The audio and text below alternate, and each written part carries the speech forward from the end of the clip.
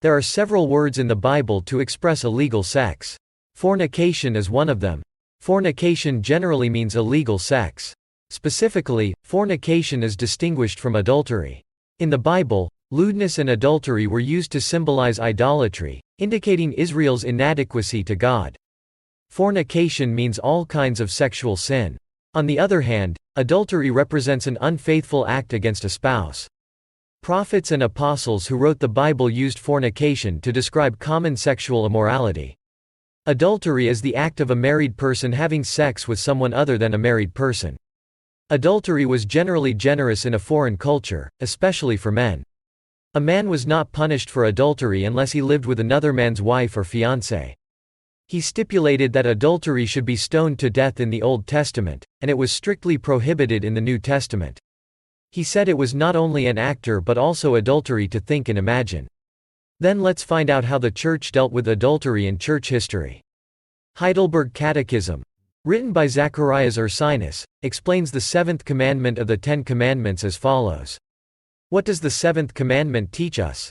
God curses all injustice. So we have to loathe it from the heart, and it also teaches us, whether we are in a holy marriage or single, to live a quiet and neat life. Does God forbid adultery and such vulgar sins only in this commandment? Since both our bodies and souls are places of the Holy Spirit, it is God's will that we keep our bodies and souls pure and holy. Therefore, God forbids all hostile actions, gestures, words, thoughts, desires, and everything that attracts them. God points to adultery as the most shocking and despicable evil of all sins against purity. At the same time, He forbids and condemns all licensed lusts, whether married or unmarried. It also bans all other misdeeds instead of purity, along with the causes, opportunities, effects, premises, and results. Heidelberg Catechism categorizes concupiscence into three categories. Concupiscence is led by the things that God's law forbids. Adultery or adultery is the second desire among the three concupiscences. This second category of desire comes from our corrupt nature.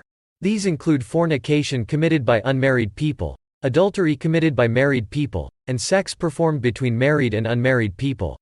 However, if a married person sexually intercourses with another married person, it becomes double adultery because that person invades his marriage and other people's marriage. You learned about fornication and adultery. God's giving the Ten Commandments to His children as an order to live like God's children. Because the family is the smallest church, God does not want the family to collapse due to sin. Adultery is the most deadly and dangerous sin that destroys a family. So God strictly forbids adultery between couples. Proverbs chapter 6 verse 32 and 33 say the following.